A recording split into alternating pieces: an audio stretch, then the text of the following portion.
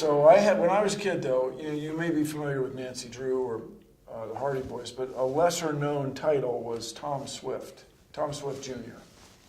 And I grew up reading every Tom Swift Jr. book because it was just cool. His Flying Lab, his Outpost in Space, his Atomic Earth Blaster.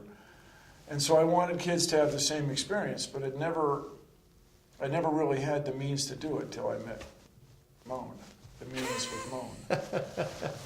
I think being a science writer for me is about the ability to learn something new quickly, right? So I always, I get people ask me to write a story. Do you know this subject? Like, are you deeply versed in AI? Oh yeah. Yeah. Oh, sure. I've written, totally, And then I go and I do my homework, right? And so when someone comes up to me and asks me about something that I don't quite know, I use it as an opportunity to say, hey, let's go learn this together, right? Like, let's get a book, let's go online, let's go to the right spot. And so I use it more as like a research teaching opportunity.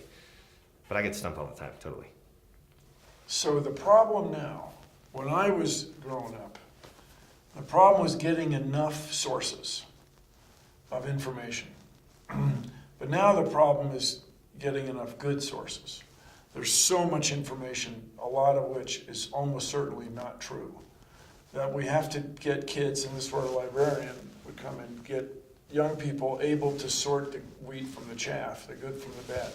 And okay, wheat from the chaff, if you're gluten-free, okay, you know what I mean, the stuff you want from the stuff you don't want. And it's funny, when I go to schools and I tell kids, when you write about something, you need to become an expert, and the first place you should go is to the library.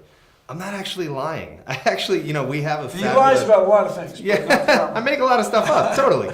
But no, this is real, and we have a fantastic public library where I live. And each of these books, the first thing I did when I started doing my homework was I went there and I grabbed out as much as I could. And then as a kid, for me, the library was just, it's like, wow, I get to take 4 books out and I don't have to ask mom and dad for money. And, it's a chance to enter all these amazing worlds. And for me, reading was always everything. I wanted to read sports almanacs and adventures and everything in between. And so the library had all that. So it's always been a big influence in my life.